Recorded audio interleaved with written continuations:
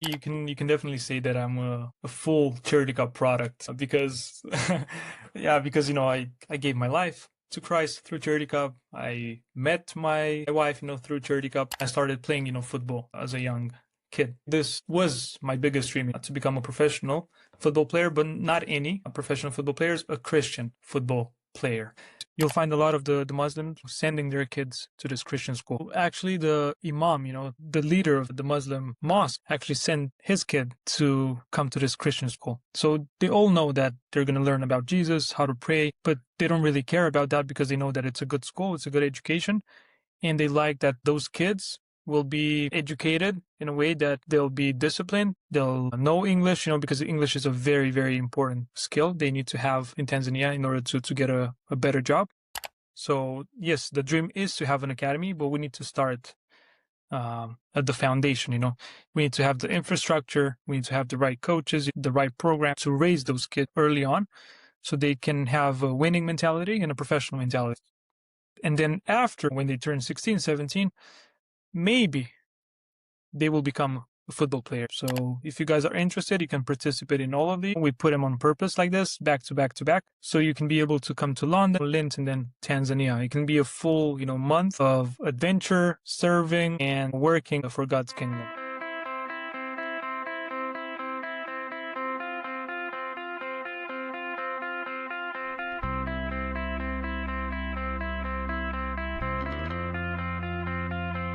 Hello, everybody. Welcome to another edition of Make Your Life Count. My name is Daniel Bora. I'm the host of this podcast. As a reminder, this podcast is produced by Charity Cup. The name of it is Make Your Life Count because the motto for Charity Cup is Make Your Life Count. And we believe there's two ways to make your life count: by investing in God and people. And by people, I mean people's souls, because those are the only things that last eternally. And that's why it's worth your investment in that here on this in this lifetime. So we feature a lot of stories encouraging, inspiring for people to do that, and it could take many forms. The classic example is maybe a pastor or a missionary, but we believe there's many ways to do that, and so we're just presenting a lot of different examples here.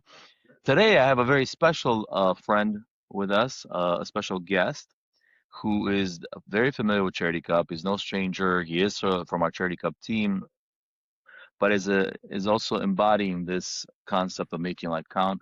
He's also, what's cool is he's a very young guy, and he is making this choice to invest in God and people very early on in his life. So I think that's really inspiring. And so this gentleman is currently heading up one of our departments within Charity Cup, maybe even two. We'll talk about that. So without any further ado, please help us welcome to the podcast Robert Ambrosie. Hi, Robert. Good morning. Hi, good morning for you guys. Good afternoon for us in That's Austria. right. That's right. That's right. At the time of this podcast, it is morning here. Good. How are you, sir? I'm doing good. I'm excited to be here with you, Danny. Thank you for the invite. Yeah, absolutely. This has been in the works a little bit, trying to get together and film this. So, but I think it's really meaningful, and we'll go a little bit into that because I mean, we've known each other for a long time. I'm gonna age myself here, but when I first started working with your dad, by the way, Adrian Ambrosie is his dad. The name is not just a coincidence. But Robert, you were like, I don't know, like my son now, probably 6, 7, I don't know, something like that. So Yeah, I it's was been probably awesome around. to. Yeah, I was probably around 6 or 7 years old. When we met. I know you visited Yeah, us in Yash. You were probably one of the first Americans, that I got to meet in Yash. yeah, I remember going to you guys' house many times. Early on, even when you're, I think, at the apartment, and your sister as well. But anyways, Yeah. that makes it super special because we've known each other for many years, and then eventually you came on the mission field as well. But currently, you're residing in.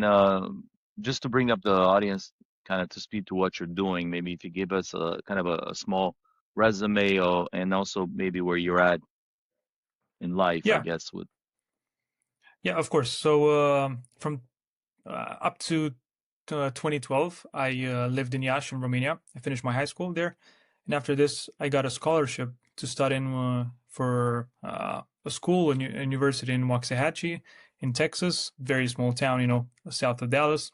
I went and I played football, soccer for 4.5 years there. And then after I got my bachelor degree, I went back to Romania. I signed a professional contract with a second division team. I played for a few years there. Then I moved to Austria to continue my career in football, and then moved to Poland, and now back to Austria. But in the meantime, I also got a full-time job at Revolut, one of the biggest fintech companies in the world right now. And right now I'm not working for Revolut anymore, but I'm pursuing a different path. God has blessed me with a different opportunity now to be full-time in Charity Cup and to be part of the mission trips and the events that we're organizing every year. Yeah, so you're basically heading up quite a few of the tournaments and also some of the mission trips, especially to Africa, right? So we'll probably be talking about that. So um, if you have like a brief summary of what that looks like, and then we'll kind of like dive deeper a little bit into that. So what 2026 will look like, or what the past looked Yeah, like? sure. Yeah, and kind of even what you've done in the past. Yeah, some of the things that you've Yeah, done so related to Charity Cup.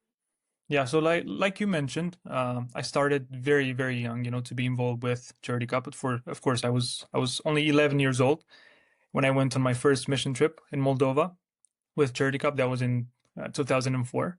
We went to Kondrița, Dondușeni, a lot of different cities in Moldova, and that really touched my heart. Uh, I went basically every year to Moldova up to 2012. So I was really, really excited for the summer. I was looking forward to every single, mission trip. And every year, God started to work more and more in my life. In 2007, I gave my life to Christ through Charity Cup in one of the mission trips.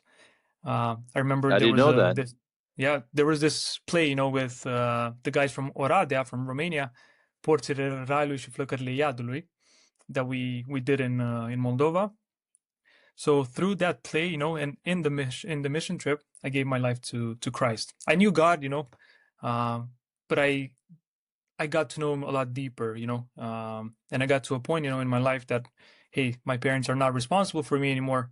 It's me who I'm responsible, for my life, and I have to make a decision, myself. So in 2007, that's when I accepted, Jesus Christ as my Lord and Savior. Of course, there were many other instances, when I, sinned, or I was kind of far from God. But 2007 was the point, when I decided, for Christ. And after that, when I went to college, university, I kind of shifted away from Charity Cup a little bit. I was still involved, in the Detroit tournament, Chicago, Los Angeles at some point, but I wasn't that involved, as I was in the past. After I came back to Europe, to Romania, my dad started organizing this mission trip in Africa, in Tanzania. So his first mission trip was in 2019. He went with YM Iași, Romania. And ever since then, God has touched, my heart in a special way, towards Africa, because I was hearing a lot of stories. I was seeing a lot of pictures and videos, and that was my dream, as well, to visit, Africa and to do a mission trip in Africa at some point. Fast forward a little bit, 2020, comes, I get married. We move to Poland, but then something really strange, happens. I tear my ACL right before our wedding, and during that time, my dad was in Tanzania in a mission trip. So we got to talk a lot, during that harsh time. It was very very hard, for me, especially emotionally. And then my dad was like, "Yeah, you're gonna get through this. God has a plan for you." And then a year after, I got to go for the first time in Tanzania while I was still recovering, from my ACL, and it was a really really great time. It had a really big impact in my life because I got to see a lot of needs, a lot of poverty. Um, I did see this, before in the countries that I traveled to, but nothing like Tanzania. So 2021 was my first time, I went to Africa, and ever since then, I tried to go every year and to serve there. And then 2 years ago, my dad in Charity Cup entrusted me with leading, one of the mission trips in Tanzania, and that's what I've been doing, ever since. And this year, we're gonna have a bigger team, hopefully, than last year. We're gonna try to go to two different locations. One in Mwandege, in one of the YM bases that we've been working with, and then one in Kibaha. This is a new location. It's like 2.5 hours away from the Mwandege location, and we're gonna try to take two teams at the same time. One will probably be of around 35, 40 people, in Mwandege, and then one of 5 to 10 people in Kibaha. We have a lot of projects. Maybe we'll discuss this later, or if you want now, we can talk about it. But I think God has definitely, helped us, helped, this mission, Charity Cup, YM, kind of grow the base and the people there, the missionaries, and we've seen a lot of progress, in the past few years. Comparing 2021 to now, you can definitely see a big progress, and God, has definitely brought up a lot of people, who brought a lot of resources, which they continue to do, on a monthly basis. And right now, one of the main projects that we're trying to deliver in Tanzania is a sports complex. I don't have all of the details yet, but this has been one of the dreams, that I've had. My dad also, to build a sports field with lights, locker rooms, fans, stands, where we can host, football matches. We can host maybe an academy, create an academy in the future, and also help the orphans, the school there, by providing them with a better facility, a better training facility, where they can use it, and also they can rent it out for other people to make some money, to be able to provide for themselves out of the money that they raise. So Absolutely. this is what's going to happen for this year in Tanzania, 2026. We do have other tournaments that we will do before the mission trip in Tanzania. So Tanzania is going to be from July 2nd all the way to July 12th. We have about 40 people interested so far, but I know there's a lot more. But before that, so 2 weeks prior to the mission trip in Tanzania, we're going to host our second tournament in London, in the UK. So on the 19th of June, we're going to have a special guest, Bogdan Stella. He's going to come to London. We're going to host a benefit dinner with him and all the people that are interested. We're going to present the missions, the projects, and hopefully we'll be able to raise some funds, for this year's Tanzania mission trips, and then for the others as well.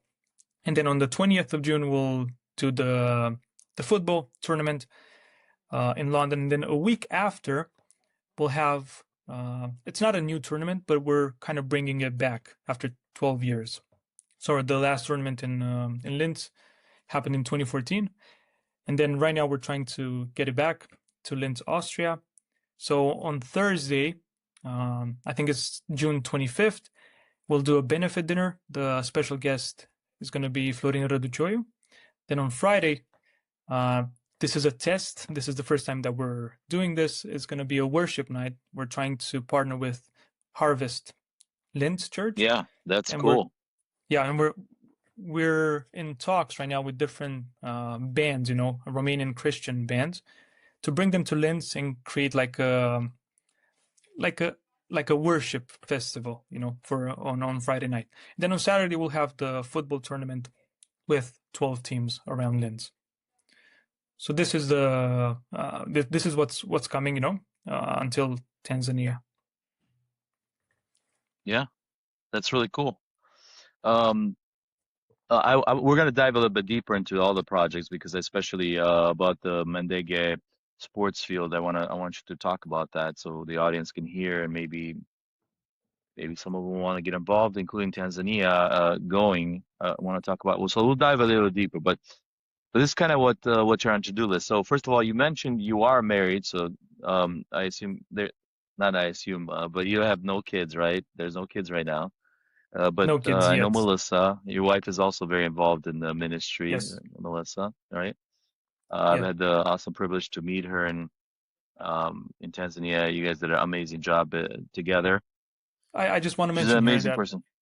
yeah, I just want to mention here that without Melissa, I wouldn't be able to do any of this because I have her full support, and not only her full support, she's also contributing, to every single project, every single tournament, benefit their missions. She's trying to be part of it, help as much as possible because she also has another full-time job. So she's dedicating a lot of her personal, own time into the mission trip, tournaments, benefit dinners. Yeah. And I've seen it, and I've been blessed by her like kindness and like really nice, like great personality. But by the way, like links for you probably is somewhat significant, or it's kind of like a full circle, right? Because your wife is from Linz, if I'm not mistaken, and I believe that's kind of how you met. Would you want to Yeah. just jump real quick into that shortly, and then we'll continue? Can you So tell us a yeah, little bit how you guys met? yeah. So you can definitely say that I'm a full Charity Cup product. Because yeah, because I gave my life to Christ through Charity Cup. I met my wife, through Charity Cup. So in 2009, Charity Cup organized for the first time a Linz tournament in Austria, and Melissa's dad, my wife's dad, he was part of organizing the tournament back then. So of course I was very young. She was also very young, but our families kind of worked together, to organize this tournament for the first time, and that's when we met. We actually did not talk in 2009 because I think she was too shy, too afraid of me. But uh, that's when we first, connected, and then ever since we just stayed friends. We became closer and closer, and then in 2018, that's when we kind of rekindled, our friendship, and then things evolved, from there. So yeah, I'm very grateful for Austria, for Linz, for her family, for organizing this tournament, and for Charity Cup as well for having my dad being one of the organizers, and bringing the whole family, with him to Lynn so I can meet my wife. Yeah, yeah. Shout out to Lika, right? Your father-in-law, who was actually.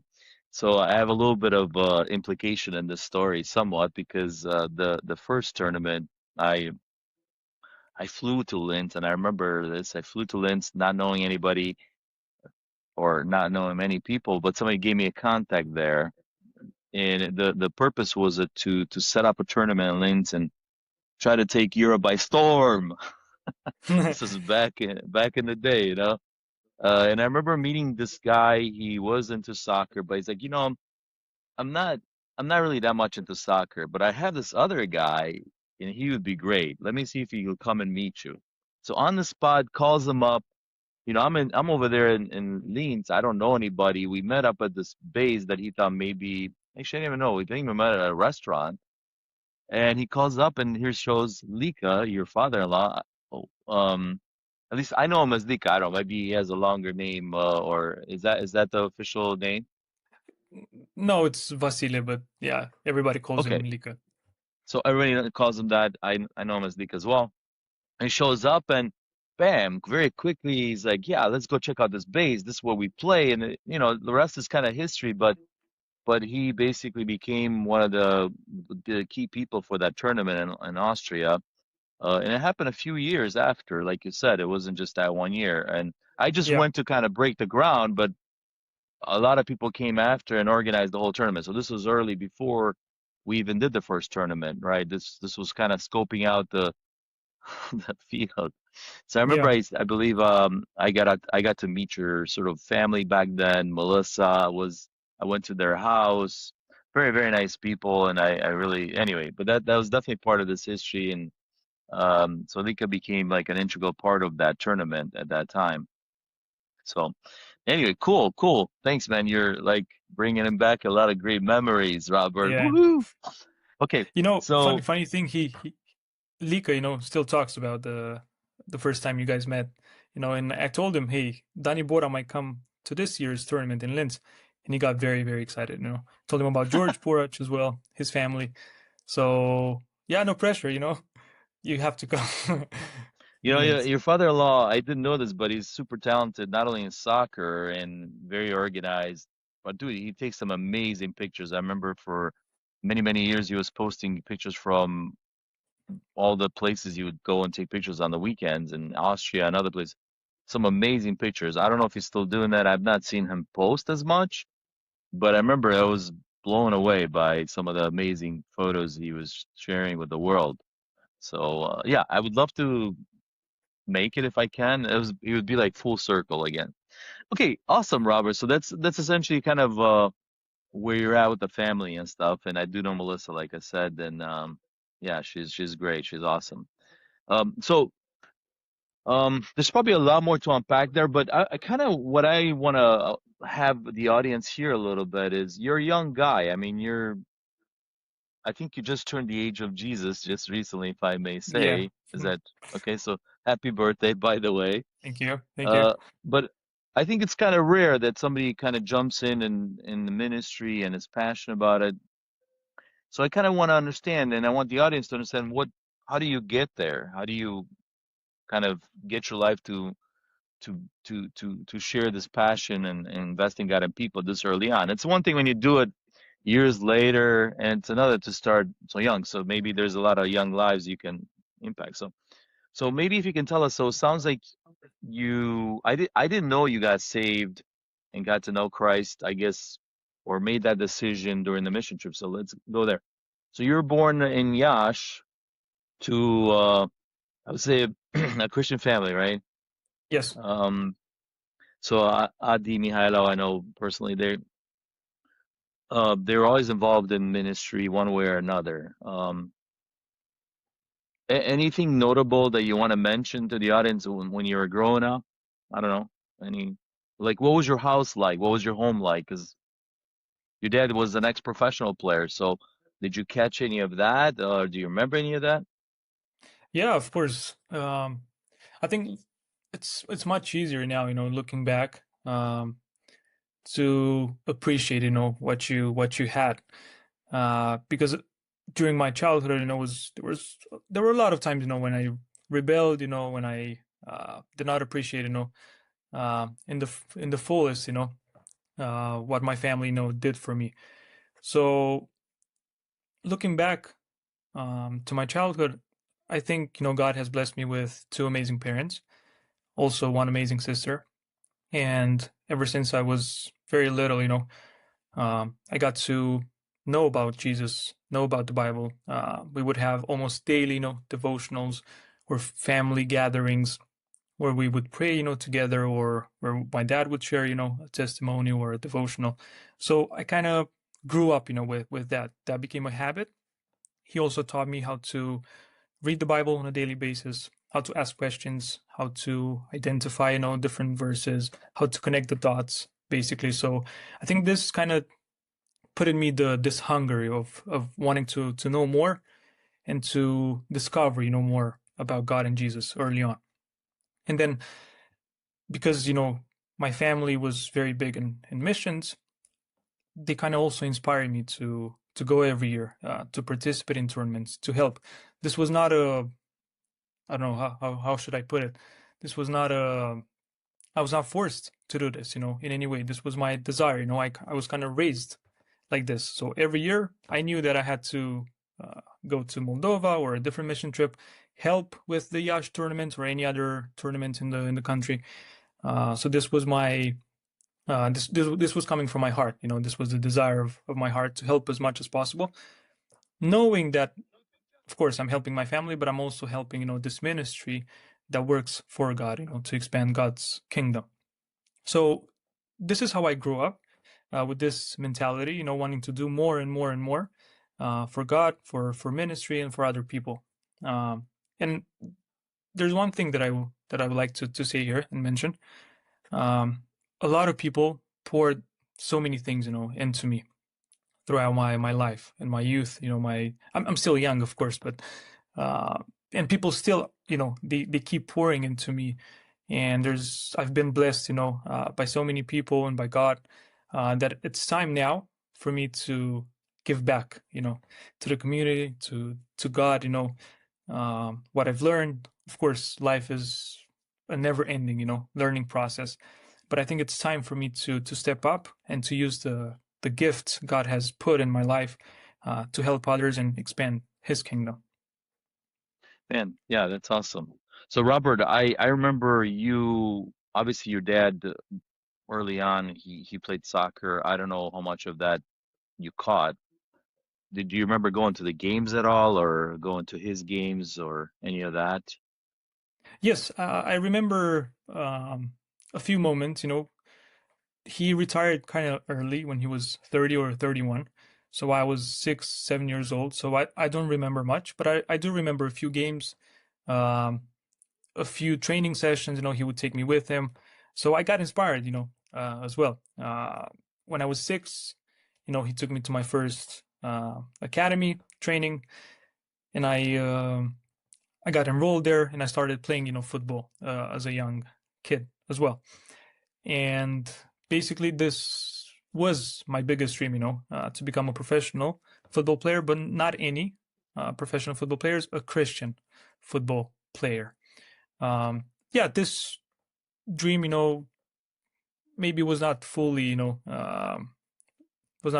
achieved, because I never played, in Champions League or national team. This was my biggest dream, but I think God used this gift, and this talent that I had, to help me go to school, help me share the testimony and the gospel with, other teammates. I got to play in multiple countries, and right now I'm still playing. It's a semi-pro league, but I'm still, trying to keep in shape, and I'm until, my legs will say no more. I will try uh, to still play, and to be a Christian influence, in the locker room and with the guys, that I'm around. Yeah, so I mean, you didn't get maybe to the level that you were dreaming of, but you did play professionally, right? You did get Yes. to that level to play professionally. And even not long ago, I believe you only, I think did you play in Romania too? And then you also played in Austria, right? And Yeah. Yes. okay. So yeah, in Romania, I had a contract with a first division team, Politehnica Iași, but I never got to play an official match for them. It was just training and then some friendly matches. And then I played second and third division in Romania professionally. And then I moved to Austria, and I played third division, and then Poland, as well, I didn't know you professionally. played in Poland. Oh, really? You played in Poland as well. I didn't know that. Yes. Okay. Wow. Okay. So Robert, back into your sort of childhood, I know Adi at one point started going on the trips, like you said, eventually opened an academy. It was called Charity Cup.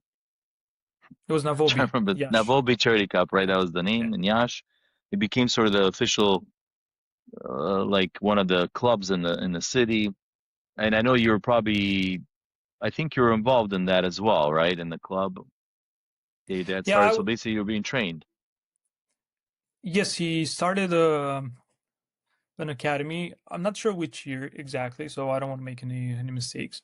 But I was part of his academy for 1 year, and then I got loaned out for another year to a different team. They were fighting for the national championship in Romania, and then I got transferred to Politehnica Iași, to their academy. That was probably the best academy in Moldova, in our region of Romania. So I Yeah, got to right. to play for my dad for 1 year. It was tough. He was really hard on me, Um, but I think that's a good thing. I would probably be the same with my kids, because he was expecting a lot more from me, because I was his son. I also Yeah. has had a good talent, like had a good influence around, in my team. So he was expecting me to not only lead on the pitch, but also in the locker room as well. So yeah. Yeah. Yeah. Which later on, your dad did not only play for Polytechnic Ayashi, became the president later on. That's a whole nother story. You guys can check out the Yeah. other podcast with his dad. But Robert, I remember when I was visiting in Yash many years, you were very gung ho about soccer, except one time I came back and all of a sudden you didn't want to play soccer anymore. You said you were all into basketball. So that was like kind of a shocker for me.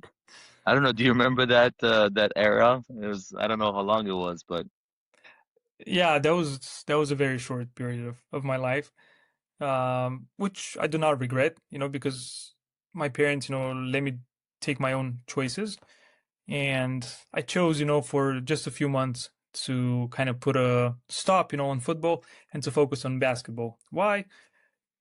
Because, some of my friends, my close friends, they joined this basketball academy, so I wanted to be cool, like them. But then after a few months, I realized that basketball was not really for me. I was fast, I was good with the ball, but shooting wise, I was I was not the best. So that's when my dad actually created this Navobi, academy, and I became part of it. I remember having a conversation with Adi, and I'm like, wow, I was kind of surprised. How are you feel about that? And he's like, hey, he's got to pursue what he likes, and I'm okay with it. Maybe he wasn't internally, but that's what he told me, and we'll see where it goes. And that's kind of I was surprised by his like reaction of let's let him decide. So that was interesting. But then, like you said, you kind of came back to your senses.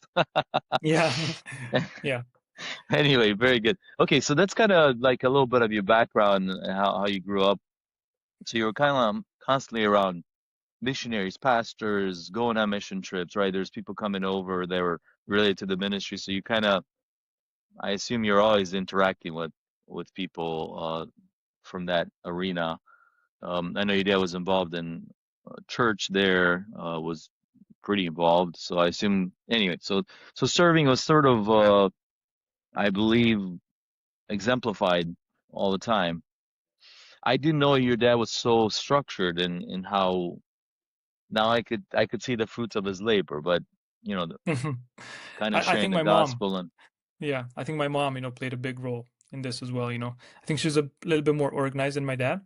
So yeah, she definitely played a big part, in raising me. yeah. Yeah.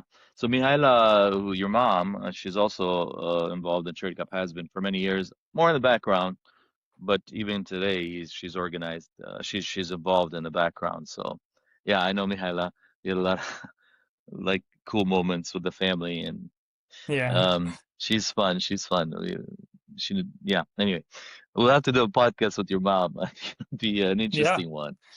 yeah, for sure. Um, so Robert, very cool. So then, maybe take us to this moment where I didn't know you got, so you started going on your first mission trip.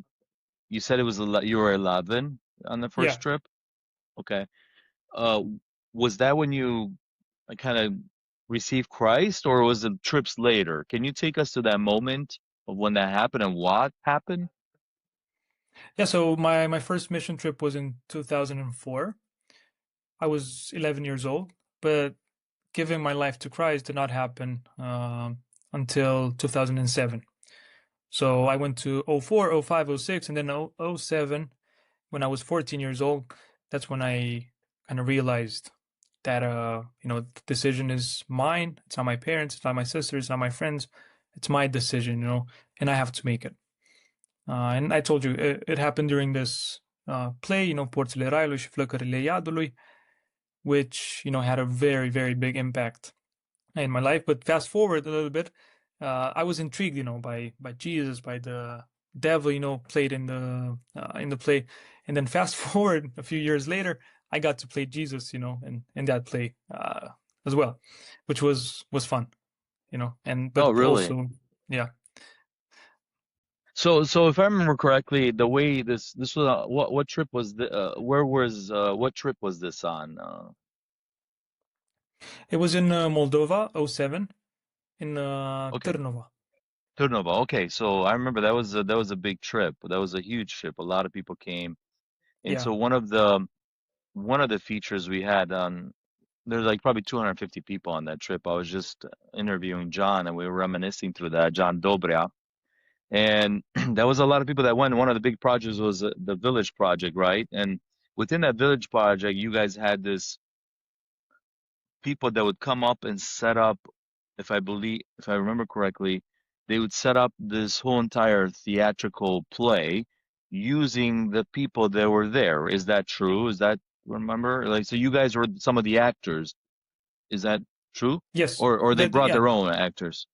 no, that's correct. So there were two directors from Oradea, Romania, who got invited to come in this mission trip, and they brought the whole set, like curtains, smoke, lights, everything, that comes with a play. But the actors were actually people, from the States, from Romania, missionaries, for that Yeah. year's mission trip, but also people from Moldova, like locals as well. Yeah. Yeah, so that was a ministry they were doing, which I thought was really cool thinking back. They were involving the people locally to be the actors in this play. Were you involved in that play at all? No, I was just at first, no, in '07, no, I was not involved, but later on, a few years after that, they came to Yash, and we did a mission trip in Yash with the local church there. Then that's when I got involved in the play. I see. You're right. I remember that. I think it was called Yash 70,000, if I correct. But uh, Yes, but you're right. so you're saying okay, so you're saying it was watching the play essentially that was put on for the people in the village that sort Yeah. of had this impact. Do you remember what exactly? It was just the whole play, or was there a certain scene that really like I don't know, like shook you, or Yeah, it was probably the fear of hell, I would say, because there is this instance, when someone goes before God, and he gets judged, and then he, instead of going to heaven, he gets sent to hell, and it was very scary, at that point. And I realized, hey, I don't want to go to hell, and that's when a preacher came after the play ended, and he talked about heaven, how nice it is, but also the reality of hell. So putting those in comparison, with the mind that I had, back then, I realized, hey, this is scary. I have to do something. What if I die tomorrow? So this was always, in the back of my mind. Hey, what happens if I die tomorrow or in 1 minute? Because the next moment is not guaranteed, right? So that's when I realized that I have to do something, with my life. yeah? So the play for those speaking English friends of ours, it's called The Gates of Hell and the Gates of Heaven. It essentially depicts people that sort of have two different routes in life, one towards anyway. And I've seen the play. It's still going on today because I just recently seen the church putting it on. So this ministry continues, and it is very impacting. I saw just a video somebody filmed on their phone, but it was very, very moving. The reality of it. So okay, got it. I didn't know that. So it sounds like a few years later you were playing one of the main characters in that play. So Yeah. so during the mission trips there, what roles were you mainly taking on? So I was part of like you mentioned, the village project, and the village project had a lot of sub projects, like sports, medical, um, seminars, church projects, orphanage, a lot of different sub projects. But I was mainly involved in at first, the medical project. I'm not a doctor. Yeah, you're probably wondering, like, why? What were you doing in the medical project? I was just helping out, like I was carrying water, I was talking to people, I was bringing in supplies, from one room to another. I was trying to be useful, in my own way. And you were like 11 I was 11, yeah, at that at point. that point. Yeah. And then later on, I got him more involved in the sports ministry, in the football one. Got it. Okay. So you started out that's pretty cool. The medical ministry. I was talking to Lavinia just recently. We had kind of reminisced of the whole project I was started, but um, that's cool that you got involved in just helping that. And it was a wonderful ministry. It continues to this day. But I didn't know you. I totally assume you're at the soccer sort of ministry, but like you said, over the years. So I assume at one point you also were involved in the soccer camps later on, and were you a coach, or what role did you assume? Yeah, I was in like an assistant coach. I was helping out, the older coaches, that came in the mission trips, and I also got to play, with some of the teams there because I was very young. My dad told me, hey, you can be an assistant coach, but also you can play with this team. So I got to train, I got to be an example, on the pitch, and I tried to kind of compare my skills, to the people in Moldova as well. Yeah, so for those people that don't know, initially how this project started, we started these camps for soccer where we would bring initially uh we started out bringing some orphan boys and we would coach them, and at the end we would have a tournament between all these teams that were there that were coached for like 2 weeks by us, by our staff. Eventually it turned into we started inviting not necessarily orphans kids anymore, but it was people from the town that were invited.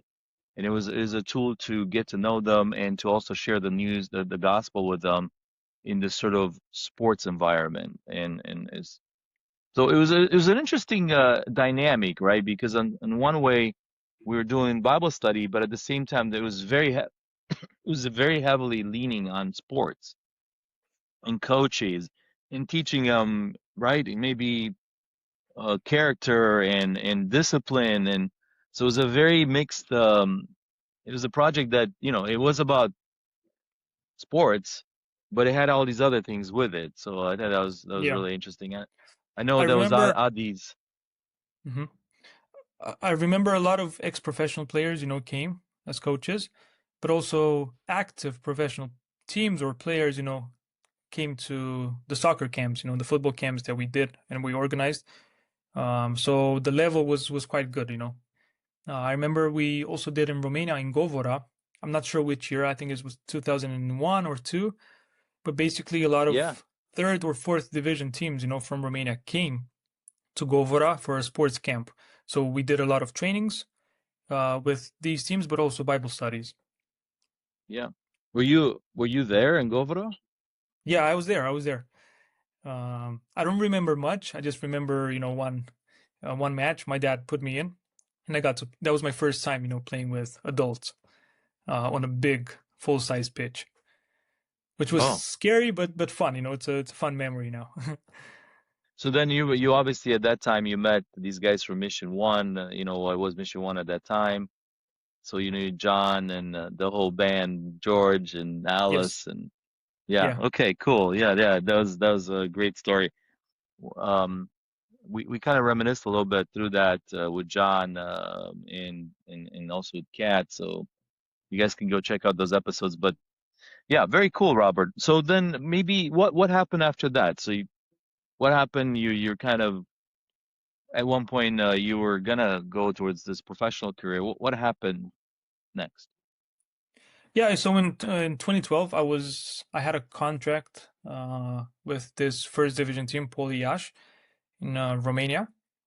And I remember there was this coach, Adrian Falub, and I was training, with the first team. He had, plans for me to take me in the soccer camp, in the summer with the team. I was a prospect, a good prospect for the team. But I think that the team relegated that year to second division, and there were a lot of struggles, financially. There were not a lot of good perspectives, when it comes to the future of the team. So I know Clem at that point. He got a job at one of the universities in Dallas, in South Dallas, in Waxahachie. It's called now Nelson University, and he kind of got me into thinking, hey, what if you came, to the States? What if you continue your career and played for the university? It's a D1 school, but also got your education as well. I will give you a scholarship. So a year before, so that was 2011. Yeah, I forgot to mention this. Um, I visited Clem in Texas, and he kind of took me to a lot of college combines, and I got to train with the FC Dallas Academy with different universities. So I kind of got a taste, of what Yeah, soccer, yeah, football, looks like in the States. And then a year after that, he was not a coach at that point, So in 2011, Clem was not a coach at this university. But a year after that, he got the job, and he called me. He was like, "Hey, look, I can give you this and that. You would be very good. You would fit right into our program." And that's when I talked to this coach, Adrian Falub, and he was like, "Robert, okay, you have a talent. You might get somewhere, but you might not. So the life of a football player can be very, very short. What if you get hurt? What if a coach, does not believe in you, or you don't fit, in the current team? What if, I don't know, they don't pay you anymore? There's a lot of aspects when it comes to the professional life. Not only the best and top talents, become football players. There's a lot of other factors as well that influence this career. So he told me, hey, I think it would be better for you to go to play. You can continue your career there, but also get a good education out of it. And then if you're good enough, you can always come back and try out again, and I'm sure there's going to be a team for you, which happened, in the end. And I think he was right. I made the right decision. I got to play for 4.5 years for this university called Nelson University. And then after I finished my studies, I went back, I tried out, and I found the team. But it was a second yeah. division team. So I do remember. So Clem, the person you referred to, his name is Clementine Wancha. He's one of our um, good friends, and he's also part of like the Charity Cup team. I remember we had a tournament there at one point in Dallas. Yeah. Did you by any chance participate? Were you there for the year before? Did you go to one of those? I don't remember. Well, or you just went to visit Texas, period, or did you go to the tournament? So I was not at the tournament before I joined the university, but we did organize 2 times, the tournament in Dallas while I was in the university, and we used the football pitch at the university for this tournament. And I remember I Okay. was helping Clem, Jonuts as well from Detroit, one of the people in charge of the tournaments as well. Yeah. Okay. So it wasn't. I thought maybe you went for the tournament to Dallas, and that's how you got to know Clem and stuff like that. But it sounds like you went there directly to me. That's cool. I didn't know exactly how you guys got to work together with Clem, but that sounds really cool. So so you ended up. Have you been to the So you've been to this. When was the first time you came to the States? Do you remember? Yes, it was in 2009. It Okay, so was you came prior. yes, I came prior, but it was for a Charity Cup tournament. So I came for the LA tournament in 2009, and then after that we went to Detroit football tournament. Got it. Okay, so you were there. And then when you got to you kind of flew to Dallas specifically for this. Were you when you left and you kind of had this conversation with your coach? Like, was it like you were like, cum să zic, as in Romania, as we say it, împăcat cu ideea, or you were like, I don't know, we'll see. Or you happy to kind of go in this new direction, or you were reluctant to do it, or what was your state of mind at that point? No, I was not reluctant at all. I I was very happy, and motivated for this new decision. I didn't know anybody, in Texas at that point, except for Clem, who was my coach. But when I first, landed in Dallas, Clem did not meet me. He did not greet me. It was a different guy. So I got to fully experience, Texas, the university, the people, full on. Like I remember I was tired. It was really hot. It was during the summer, and you know how Texas summers are. Uh, but I got to experience, full on, what it means, to be independent, what it means to be part of a university, of a new team, So I was not scared in any way, but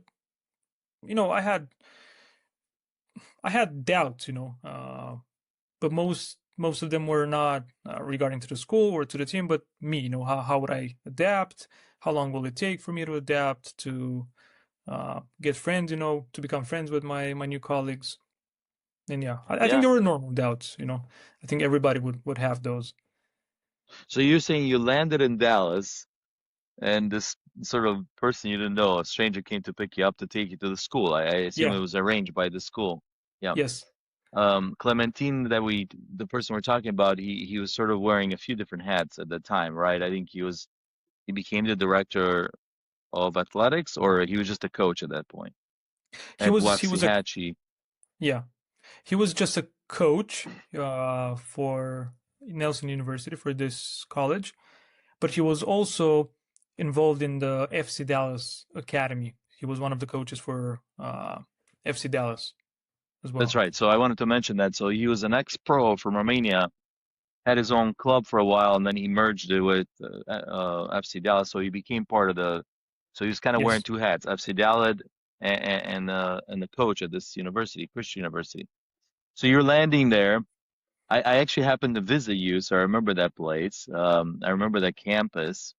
I Yeah. think Clementine gave us a tour. I think I went to your dorm room, and I remember you were very immersed in the college life, and you had friends, and I don't know, I got to meet some of your friends. I think we even played some basketball or something. Hmm. So, what was your thought? Like, you're kind of away from everything you know now, your parents, the influence, your mom being there, cooking, blah, blah, blah. You're like, what was your thought? You arrived in this whole strange land. Were you I don't know. They took you to the dorm. I don't know. It's not like the dorm is not like your room. I don't know. I don't know. How did you embrace that experience? So yeah, I remember the Texas heat at first, but then also the power of AC, in America, in Dallas, because that first night was horrible. I had a small blanket, and it was freezing in the room. So those are, two moments that I will always remember. Um, but like I said, I was not scared. I was very excited, for what was to come. I fully trusted God. At that point, I knew that that was the best path and direction for my life. Of course, it wasn't easy. I Yeah. remember, in my first week of training in the Texas heat, I kind of threw up, a few times because of the heat, because I was not used to it. You have to Yeah. imagine in Romania during the summer, we would train probably in the evening, and it would be maybe 26 to 30 degrees Celsius.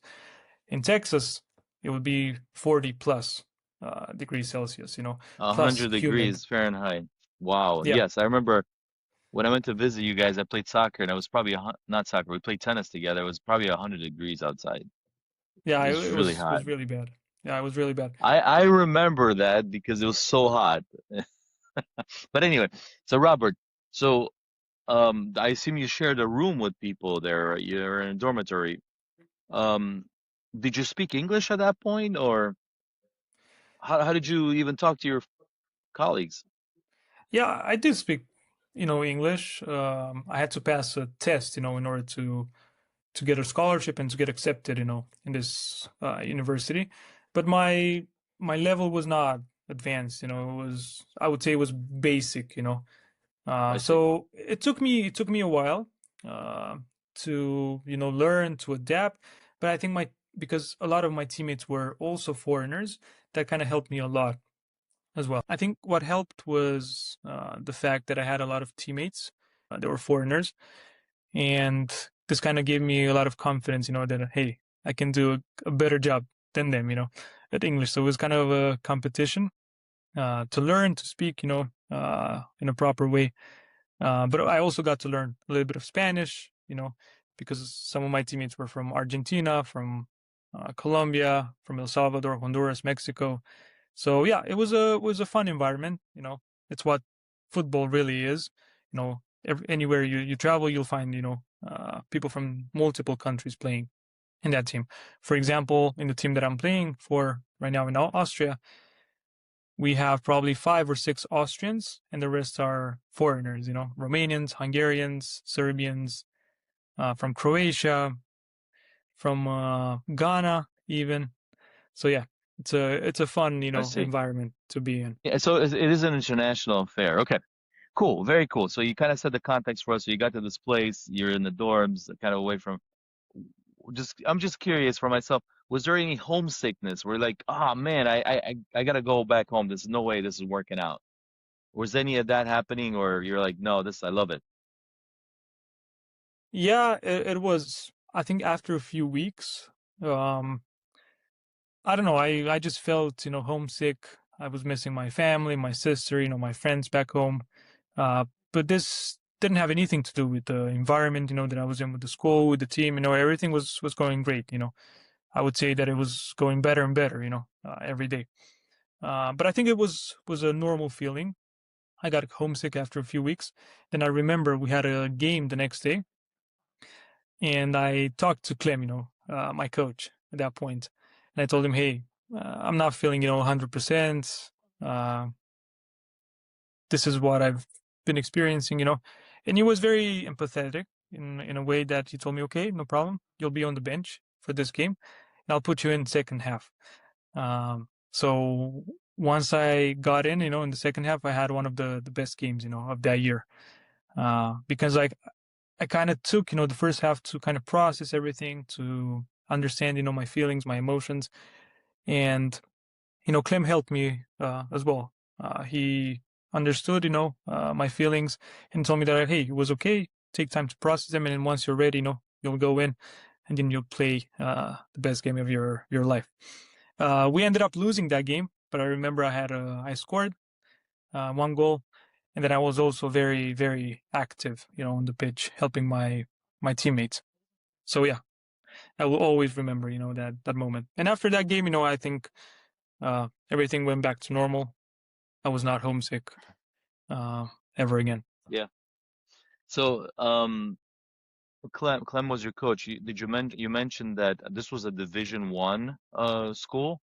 Yes, it was NAIA Division One. Got it. Okay. So you were basically playing some pretty tough teams in your division. So on did you immediately start, or I believe you were a starter, right?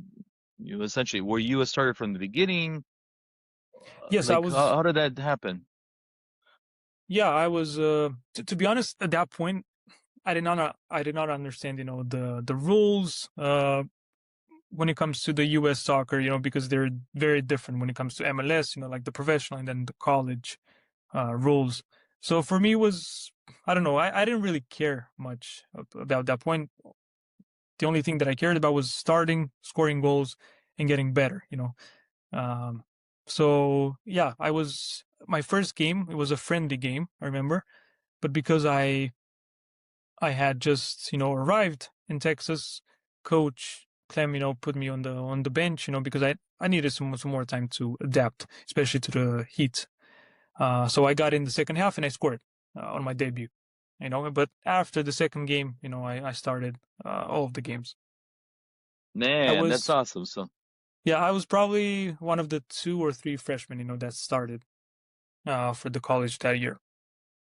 so Clem, when he recruited you, you knew that you're gonna have an impact on the team. You weren't just gonna be, well, Yeah. he hoped, but you obviously had the skills to be a starter, not just a sub. So yeah, that's really cool. So you started pretty much every game after that. So what can I ask what number you were wearing or Yeah, my first year, I was wearing number 2, and I was a winger. uh-huh, Like I was playing uh-huh. offensively, which was weird, but I think that was the only number available since I was a freshman as well. So they gave me 2. But then, starting with my sophomore year, I took the number 11. So Number that's 11. So, that's what I wore, for the rest of my yeah. my college career. Okay. So who was the 10? I'm just curious. Who's the 10 guy? So you were Yep. wingers, right? So you had Yeah, it changed, every year. But in my final year, in my senior year, we had this guy, American, from Oklahoma, named Parker. He was number 10. Very, very good Got it. guy, very skillful. Yeah, he gave me a lot of assists. And also this guy Isa on the left wing, he was from El Salvador. He also we made a really good team of Dude, fun. that must have been like an awesome, awesome experience. And putting myself in your shoes, like I said, I'm also coupling with visiting you. I mean, it felt like I was in a, when I went to visit you, I felt like I was in a camp for, you know, for the couple of days I was there. You went out to eat, we would go to eat to the cafeteria. There was chapel. It was like this camp, but for you, it was like 4 years. And then coupled with playing soccer and making this relations with these people that were also into, it must have been like an amazing experience. Yeah, it was. I think this whole experience, shaped me and who I am today. And I'm very grateful, for Clem. And I want to say a big thank you, if you're watching, Clem. Thank you for everything that you've done for me.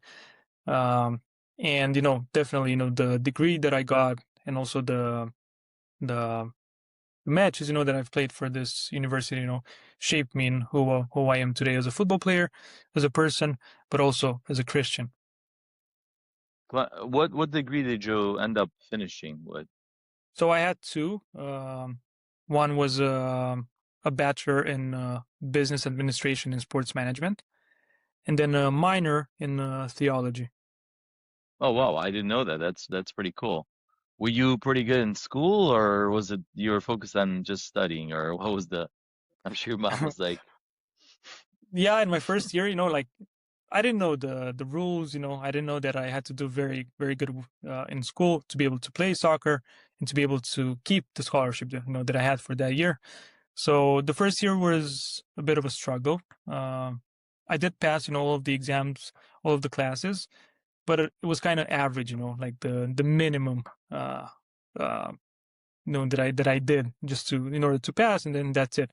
But that's when I understood, after the first year that hey, things are serious. You can be the best, football player, but if you're not good in school, you're not going to be able to play football, that year, because your career, your scholarship, kind of depends on you passing the classes.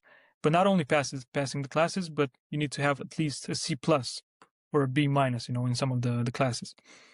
So yeah, that's what I understood, that I had to be also good in football, but also in the academics. yeah, yeah, very cool.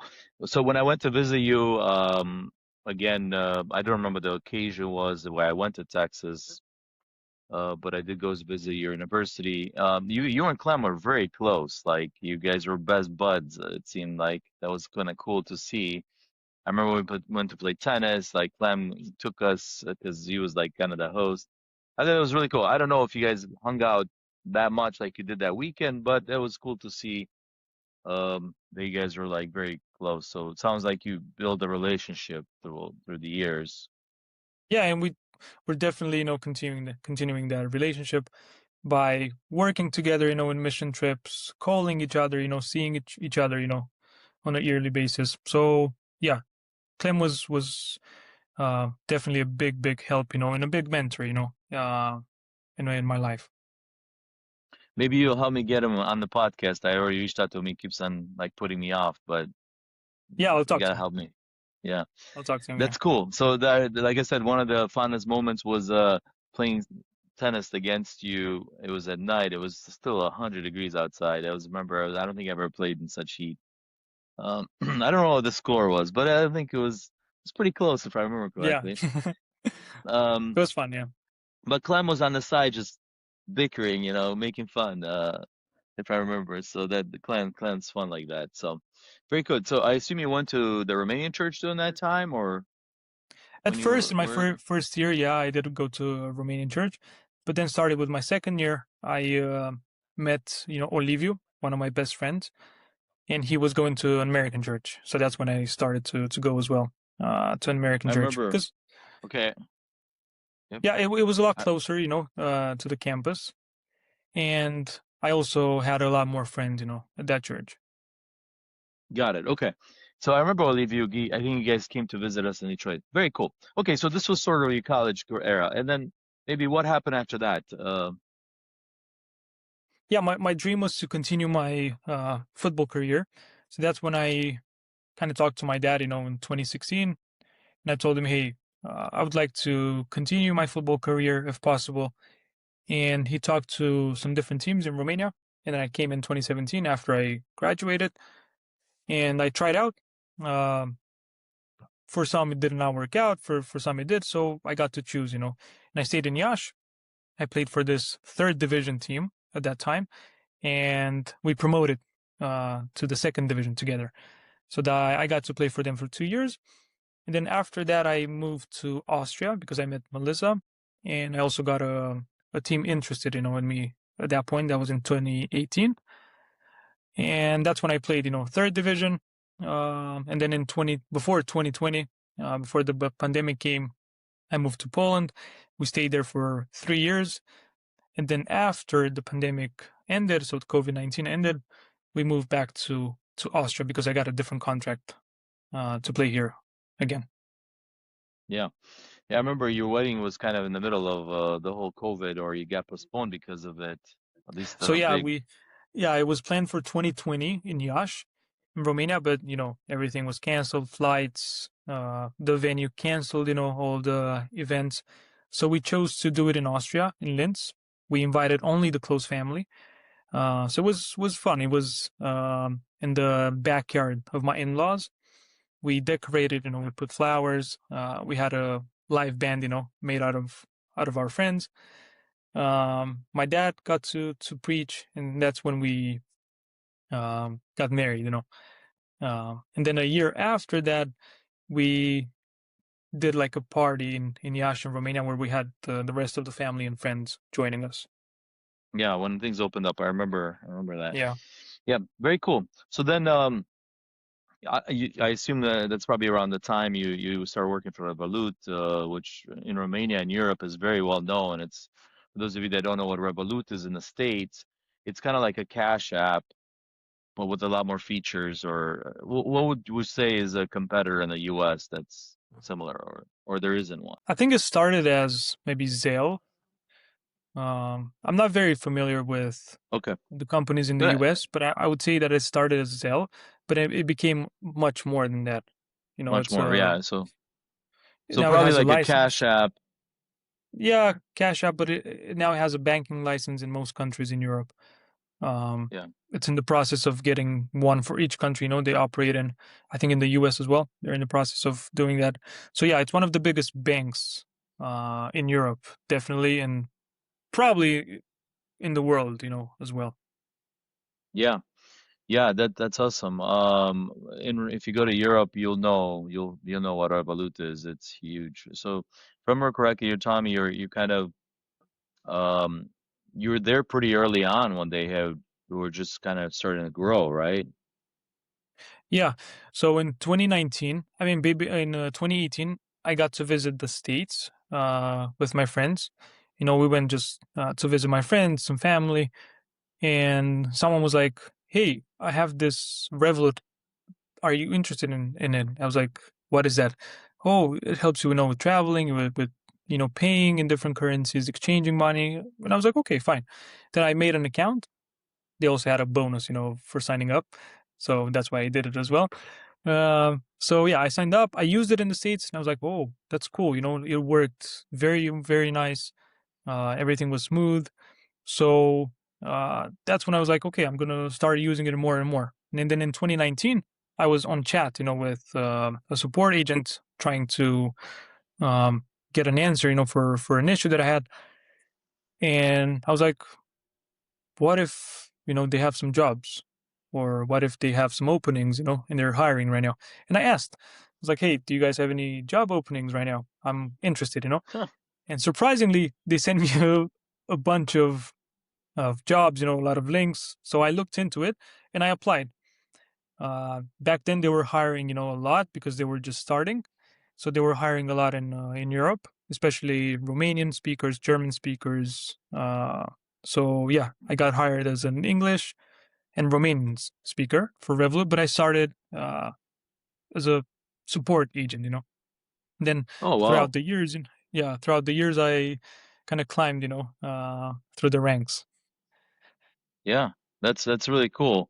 I didn't know that's how you, you ended up getting the job with just by talking to support. That's pretty cool. Yeah. So you were pretty early on, and you're saying because of they were they were developing so fast, you propelled with them in your career. Um, I think Yes. you were telling me you became like a program manager at one point, right? Which I assume I led was certain. a I was a CX manager, so customer experience manager. I was basically overseeing um, the kind of the relationship between product and support. We were creating different processes, for support, but we were also trying to help the product team launch, implement, different features or test out stuff, new stuff that they wanted to launch. Got it. So Okay, yeah, very cool. I got to work with a lot of big names, in Revolut, and I got to see, how they operate, how they're organized. So definitely, Revolut has helped me, grow in my career a lot as well. Yeah, yeah, absolutely. So that's really cool. Yeah. If you were to summarize the what you were doing at Revolut, was like what was the most impacting item that you learned there? What would you say you like your biggest takeaway from that period of time? Probably stockholder management. And what do I mean by that? By that is when you're organizing and trying to launch something, there's a lot of teams involved, and I kind of learned how to keep everyone, on the loop, updated, how to kind of bring all of the teams, around the product together by making, efficient decisions and also smoothly, launching the product because there was a big pressure, on us to launch, but not launch, just to launch in a way that, will satisfy the customers, and that will not have a lot of bugs, involved. So it was definitely an environment with a lot of pressure and a lot of responsibility, but also you got to learn and to experience, a lot of things, of how things operate in Revolut, but also in the world because I got to see a lot of um, the things in the background of the financial system, of the laws, of the requirement, in different countries because we always had to follow those laws. For example, the laws in Europe will not be the same as in the States. So yeah, I got to experience a lot and learn a lot of things. Yeah, I mean, it's interesting. You guys are operating over many countries, right? Europe is formed of so many countries. You had to probably know all the different nuances of the laws in every country, which is very interesting. Um, the equivalent of being in different states here in the U.S. probably they have some certain maybe rules. But let me ask you this: so from what I said, what you told me, you're basically managing sort of the all the stakeholders that had something to do with launching a project. I assume some kind of Yes, software project, right? Well, everything was not software only since it's software, but not only products as well. For example, if you know Revolut, we have paid plans. We standard, plus premium, metal, and then now ultra. So I helped the premium team launch the ultra, the highest package, that Revolut is offering. So not only software, but also paid plans, different features of the plans like airport lounges or rev points. Rev points is like miles. You collect points and you can turn them into miles. So yeah, a lot of like it was a lot of variety and a lot of flexibility. In terms of your work schedule. I would say like yeah. every week will not be the same, as the other. Yeah. But okay, so you kind of helped that probably gave you a ton of skills, even sort of what you're doing today in Charity Cup to manage all these expectations and probably I'm assuming across different countries because you guys are Yes. the team is probably very diverse. Is it an Estonian company if I remember correctly? No, the company is based in the UK in London. Okay. So it's That's from that's UK. what from the UK, yeah. Okay. I don't know why I thought I read somewhere that the founders were Estonian or something, but No, anyway. I think the founders are Russian and Ukrainian, if I'm not mistaken. Okay, Got it. but Wow. they're UK citizens. UK citizens, but I got you. Okay. Wow. Okay, very cool. So that's probably a ton of really great experience from that. I didn't know exactly what you did. Um, okay, so moving, so that's probably a big part of your career now.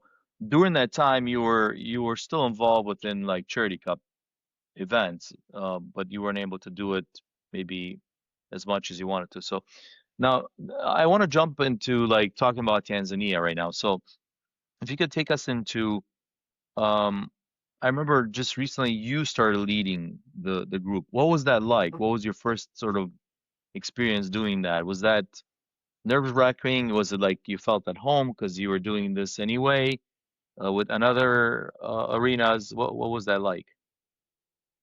Yeah, so my first experience was in 2021, going by myself. My wife stayed home. I went to Tanzania, to this base in Mwandege, and I was not a leader back then. I was just leading a project, the sports ministry, but it was very small. I had done that before in Moldova and then in other environments as well.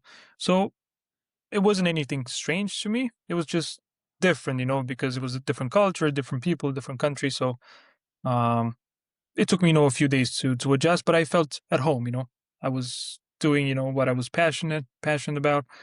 Um, so yeah, the next year in 2022, I had a bigger role, but I was still not leading the mission trip. So I think 2021 and 2022 really helped shaping, me, because I got to experience from a leadership role, but it was not the main uh, role, leading the mission trip. It was my dad, and then Raluca, one of the leaders of YM in Iași, in Romania.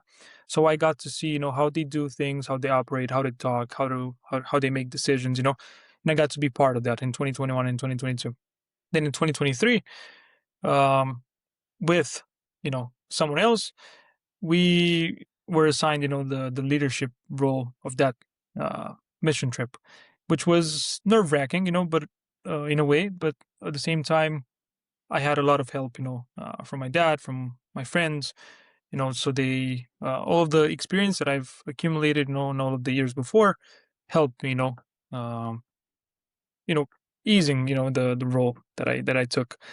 Um, and ever since then, Charity Cup, trusted me with this leadership role that I did not take lightly. I take it with a lot of responsibility because it's not easy, especially spiritually.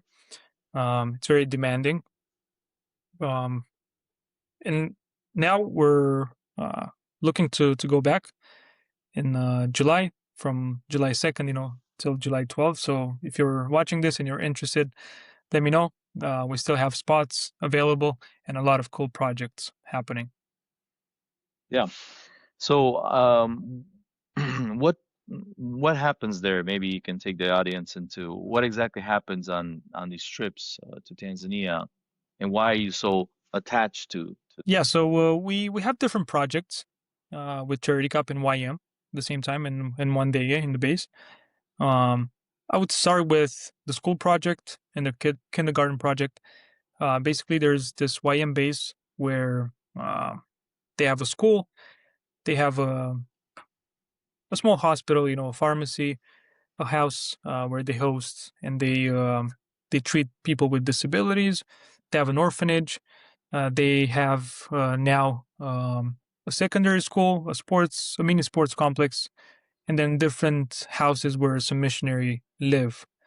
So the first project that we're doing is the school and the kindergarten.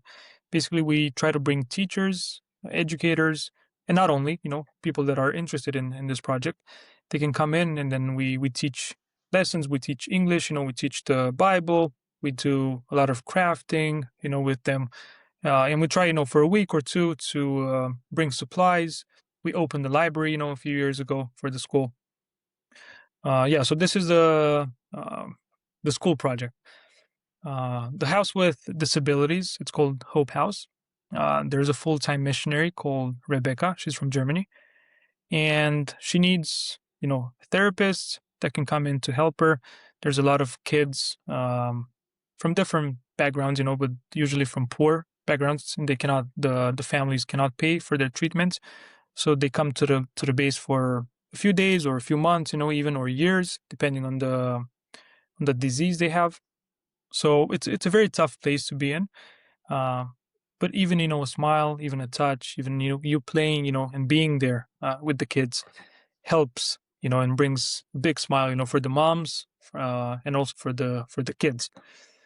So over the years, we tried to bring a lot of materials. We tried to donate, some funds to the moms. I remember we have this project in the summer where we go. We kind of give some money, to Rebecca, to the project leader, to take the moms and the kids to the beach. So imagine you're at the beach, right? You're in California, for example, in Anaheim, but you never got to see the beach in your life. You never got to see the sea, and you're probably an hour tops away from the closest beach, Yeah. right? So Yeah. this is what happened, with these moms. They live 30, 40 minutes away from the beach, but they never got to see the ocean. They never got to see the sand. So what we did is we try every year, to donate some funds. So for them to go there, to go to a restaurant, and for them to worship God together, and to be, at the beach.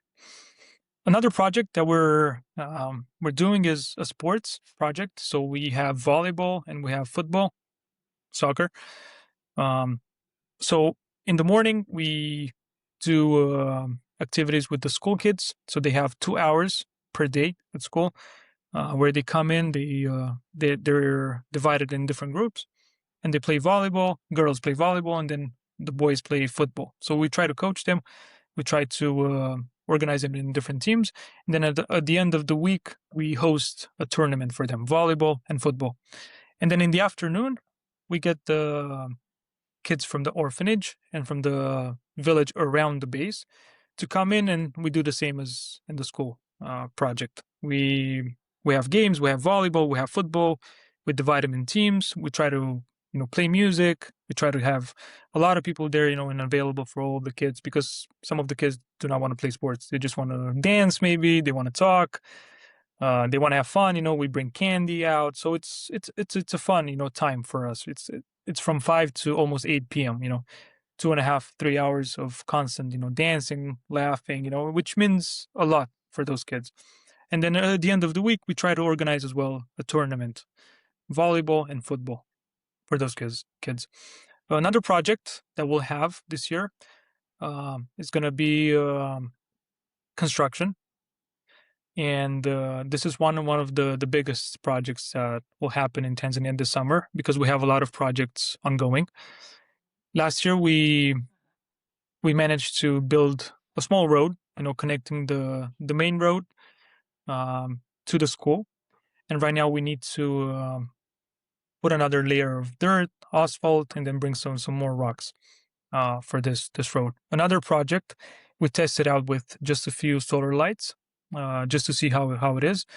But we want to equip the whole base with solar lights, and we need guys, to come in and to help with this project. Another one is probably the biggest project that we've ever done in Tanzania, and maybe in Charity Cup, I'm not sure. But it's the sports complex. We're trying to build a football pitch, a turf football pitch with the fans, with solar lights, with a nice locker room, stands, and also a volleyball and basketball pitch. So it's going to be in two phases. The first phase is going to be the football pitch, locker room, stands, and then in the second phase, we're going to have the volleyball and basketball, depending on the funds that we'll have available. Right now, we're talking to a constructor in Tanzania to find out the exact cost. And once we know more, you'll probably see on social media, on the website, a lot more information with pictures, video, because we'll need to raise some funds for this as well. So our vision is to have this first phase done by the summer, by July, and then start the second phase while we're there during the mission trip. We'll probably be using, the guys on the base, and also the guys that and girls. I don't want to be biased here, but if girls want to participate in the construction project, please do so. There's a lot of need. I know Laura, Raitsky, if you're watching this, thank you for participating last year in building the road. So yeah, the second phase is gonna start in July. While we're there, we're gonna try to lay the foundation for the basketball and for the volleyball court. And depending on the funds, that we'll have available at that time, we'll finish the project or delay it until the end of the year to finish it. But this is the biggest project that we'll have this year in Tanzania, and also the fourth project when it comes to construction. This is a newer one, I would say. We'll have a few chefs coming in. So Victor, Roshu makes the best pizza in the world in Detroit, and then one chef from Belgium. He's Romanian but lives in Belgium. They're gonna come in and they're gonna try to equip the kitchen, in the base at the orphanage with a new oven, a new stove. We'll try to do a few trainings, with them when it comes to the ingredients that they can use. They'll try to teach them, few recipes, uh, and also kind of do an upgrade, of all of the plates, all of the pots, utensils and stuff like that. So we want to change, basically everything that's on the base. So these are the construction projects, and another project that will resume because it hasn't happened in probably 5 or 6 years in Tanzania is the medical project. So the base has a mini hospital, a pharmacy in the place where moms can give birth. So we're trying to bring some doctors with some expertise, to provide it um, to the hospital, on the base, because they're lacking a lot of I would say they don't know how to do a lot of the things. They do have the tools, but they don't have the knowledge of how to use those tools and those machines and equipment. They're also trying to raise funds, for an ultrasound machine. So we're trying to raise some funds right now uh, to be able to purchase, an ultrasound machine in Tanzania. But that's not the only thing, because once we purchase that, we need doctors to actually train those doctors, on the base of how to use the ultrasound machine. So yeah, I think it can be the start of a bigger project here. I don't have a lot more information at the moment, but we are looking, to bring in some good doctors in that can observe how things, operate in the base, and that are willing to, to provide feedback and make some improvements there. So yeah, these are the roughly, the projects that we'll be having this year. So we're looking at about 40 to 50 people, serving with us in Tanzania in the summer. Okay. And real quick, I believe there's one. I believe you mentioned an orphanage somewhere in the north. I want to just briefly touch on that, and then I want to recap a few things, please. So Yeah. there's an orphanage project, right? Sort of not on the same base we normally go to. Yes, you're right. So sorry for forgetting that. We're also going to have a small team going to Kibaha, this orphanage and this school. It's north of Dar es Salaam. It's about 2 hours away. And this is going to be the first official, mission trip that we're going to do there. So it's basically an observing and setting the foundation for what's to come next. We'll probably take a few supplies. We'll have some coaches, some teachers, going to the school there. But we don't know yet, how will that look like in the future, because it's going to be just the first time we'll go there. Yeah. Yeah, so this is going to be interesting for us because this is where the project in Mandege, which is the city we're currently working at the base of the YAM, is sort of in collaboration with the foundation was sort of laid. We're coming in and enforcing and helping, but this is going to be pretty much starting from scratch. Like it's Yes. really pioneering, right?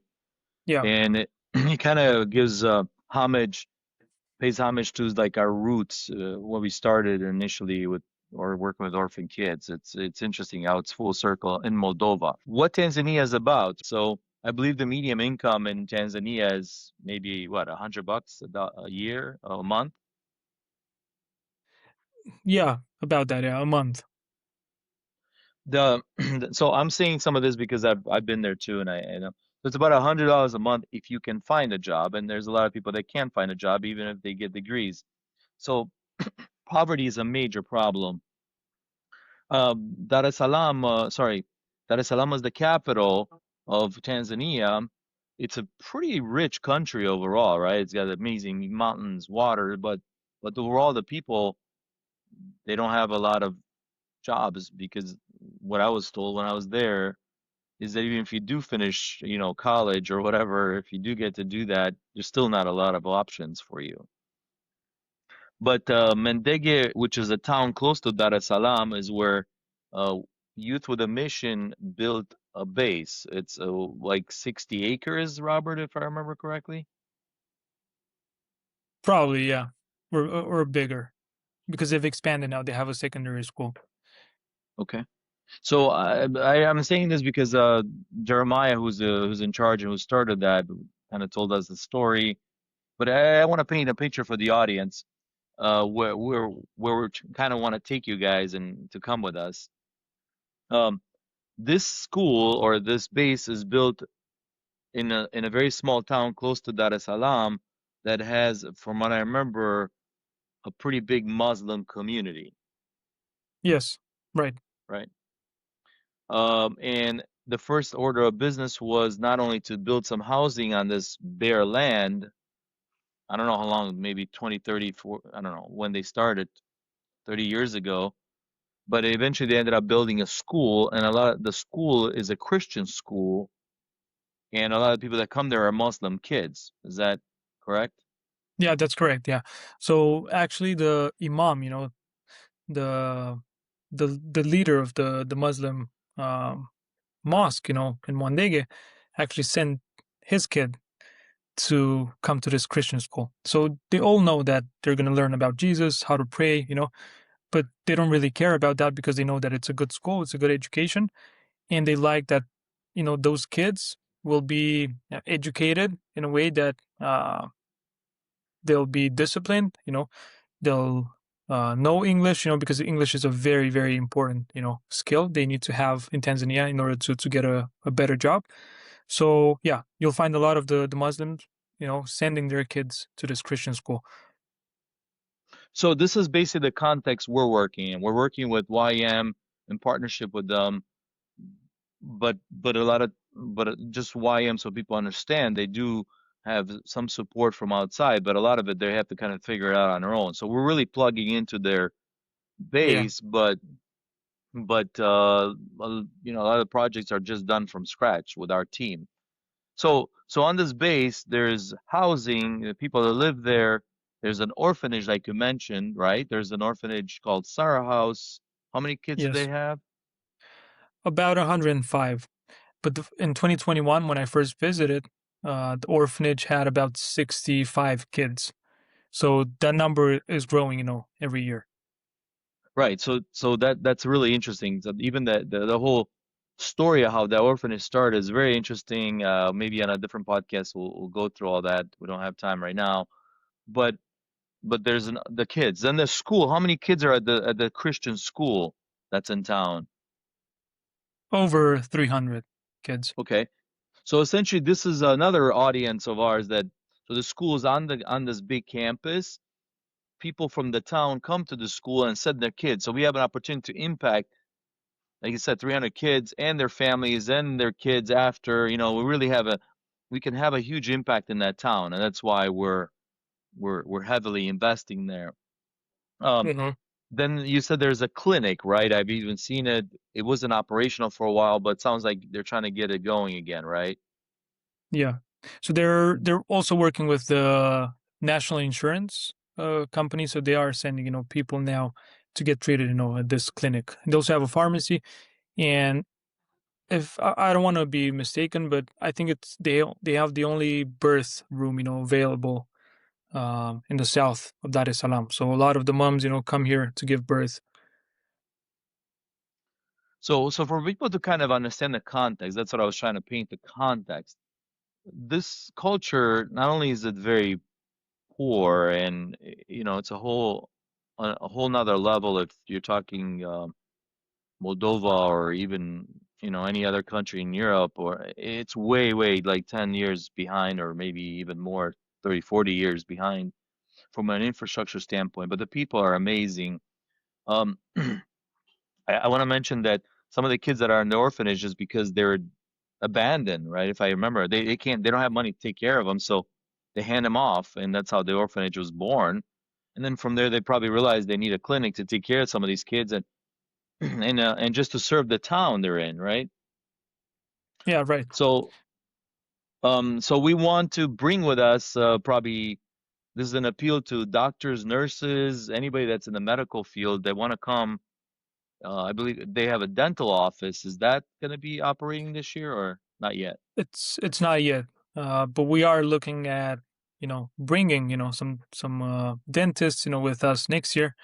And one of the bigger projects that will probably happen after all the things that I've mentioned will probably be a second Sarah house, so a second orphanage. We would like to build a bigger space for the orphans, because the that number is growing every year. And like you mentioned, it's very interesting because a lot of those parents are still alive, but they're just abandoning the kids, either because they don't have the funds, to raise the kids, or they get remarried and that person, doesn't want to deal with the kids anymore. So a lot of times, you'll see parents, on the base, just hanging out, for a day or two with the kids in the orphanage, at the Sarah house, and then they just leave. Yeah. So somebody had the heart for these kids, and these kids end up going to the school that was started. So they're one of the primary people. Also, the school they're benefiting from the schools. The school's one of the top in the area. So that's why it kind of became very dear to our heart because it had such a this base has such a huge impact in that town. So Robert, all that to say is I wanted to paint a picture. Why is this pitch and why is this sports complex so important to you and to the base? Why do you feel like this is why somebody should donate towards this project? Yeah, thank you for this question. I think it has a lot of implications. I think one of the the biggest ones will be the fact that we'll be able to employ people um, as managers of the facility, cleaning the facility. So we'll be able to create some jobs, because like you mentioned, Tanzania. Um, in Tanzania, it's very hard to find a job. After you finish school, after you go to university, so there's a big need of jobs. Also, the in the south of Dar es Salaam, of the biggest city in Tanzania, there are no turf football pitches available. Even professional teams, they train in dirt, in very bad conditions. So this pitch will bring a lot of hope, to the south of Dar es Salaam, because those teams and the people who just want to play for fun, they will be able to rent, the facility, and the money that we raise, from those donations and from renting the pitch will contribute, directly to the base. So we'll be able to pay salaries, we'll be able to pay food, for the orphans, we'll be able to maybe save some of the funds there to build the orphanage that I was talking about, in a few years' time. So, with that being said, I think it's a very smart and intelligent, investment that we can do now that will probably benefit, long term, the base and the people there that live in the base. So I think it's important to note that I think God doesn't make mistakes and everything's orchestrated for a reason. We ended up just talking, and I didn't even know this, that your major was, basically sports performance and like business and sports. I forget the name of your degree, but I was always wondering why is Robert so passionate about this, basically building this sports complex on this base? And now I realize that's sort of your background, and that's what impacted your life with sports. One. Number two, you're blending your background with solving a problem, which is this. this base constantly needing funds to run the school, to run the orphanage. So it sounds to me like you're trying to solve a few problems with this. The kids can use this pitch, right? The kids from the school can now use this sports complex, this field, the soccer and the basketball, and then it also can sustain themselves. Yeah. Do you, so although the people are very poor there, soccer is like a religion. It's a huge sport. Do you think, I assume you guys did a lot of the homework to figure out if people would have the money to rent this? Yeah, so we did a test, like the year before in 2025. We kind of went to different locations, north of Dar es Salaam, to kind of test the market. So there are a few pitches, around, but not in the south of Dar es Salaam. So you would have to travel an hour and a half from the base to the closest turf pitch. So they do charge quite a lot of money, and it's usually booked out. There's a lot of professional teams, a lot of clubs, that do train, on those pitches. So it's kind of booked out for the whole month. So you would have to go a few months or weeks in advance, to find the spot. And they're usually built around schools. So there's a lot of schools from England, from France, from Germany, from the US as well, that have built, different schools around Dar es Salaam, and they have those pitches. But it's very hard to get a slot, because they're usually reserved for the teams at the school and then for the kids there. So what we're trying to do is try to divide the slots. Of course, this will mean that we'll have a more formal, school team, football team as well, that will be able to participate in tournaments, raise some football players, and maybe, hopefully, in the future, in a few years time, turning into an academy. This is one our vision, when it comes to this as well. But it will take some time, before we get there. But because the south of Dar es Salaam doesn't have any football pitches, I think there's a big demand, when it comes to this. So I think not only teams, but also people like us, friends, they'll be able to come in, pay a small fee, to rent the pitch and then play. Luckily, the turf pitch doesn't need a lot of maintenance. So, especially when it's hot outside, uh, you can just show up, play, and then leave. You only need like one or two guys to run the facility.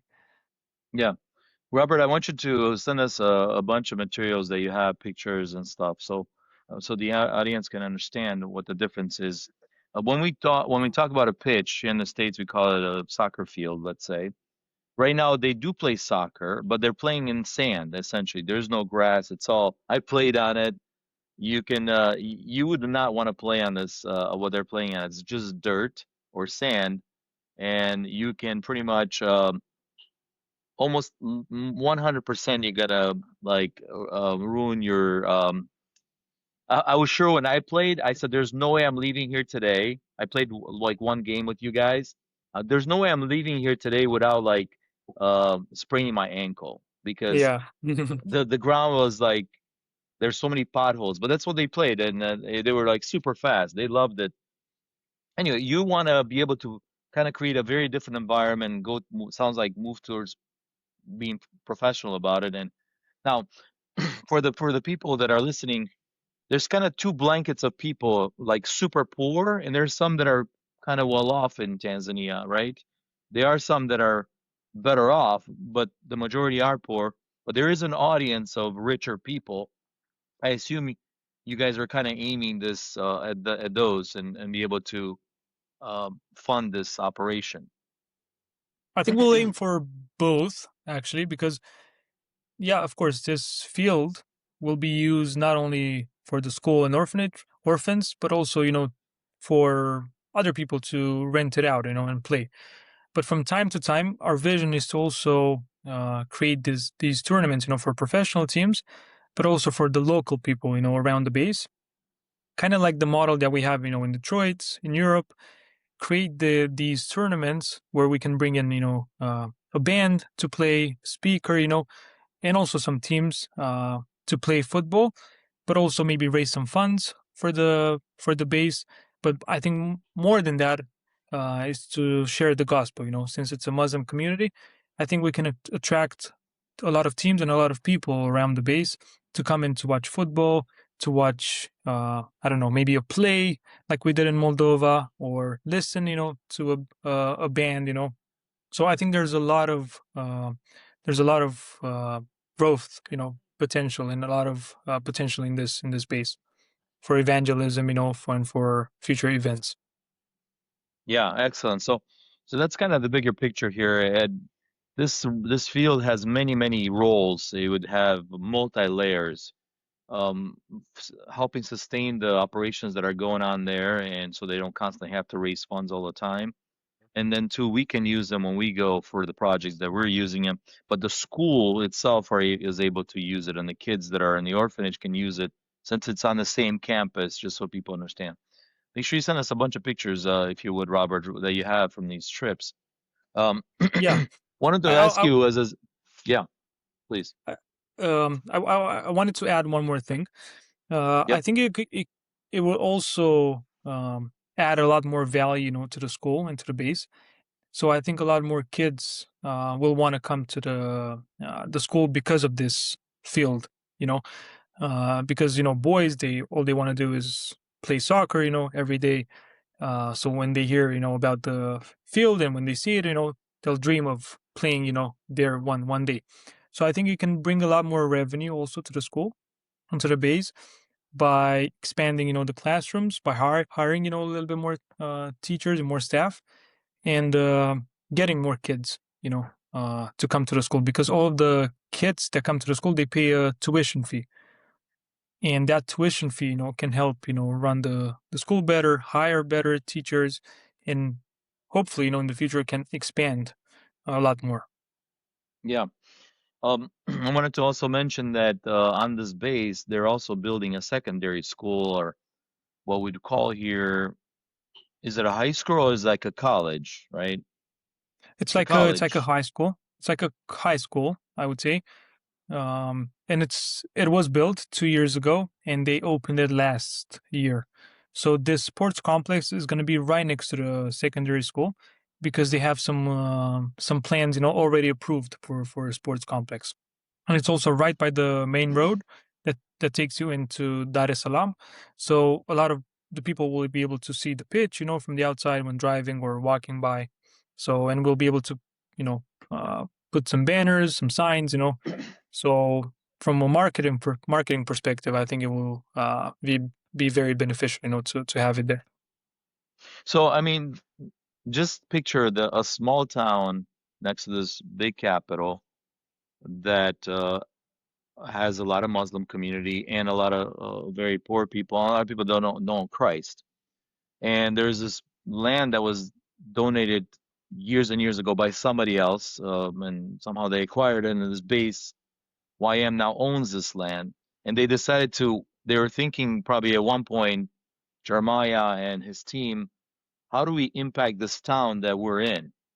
So they say, hey, a school would impact kids for generations to come, and their families and their families. It would build generational, not only wealth, but generational changes in that community. So that's why the school is super impacting, and that's why we're really dug in on this project, because we feel like we're making a major impact together. Obviously, not us, but we're helping those guys there locally make a major impact in the kingdom of God in this town by becoming like a beacon of hope in this town, and that school is helping lead that. It's like a renowned place. Like that school is like famous in that area, right?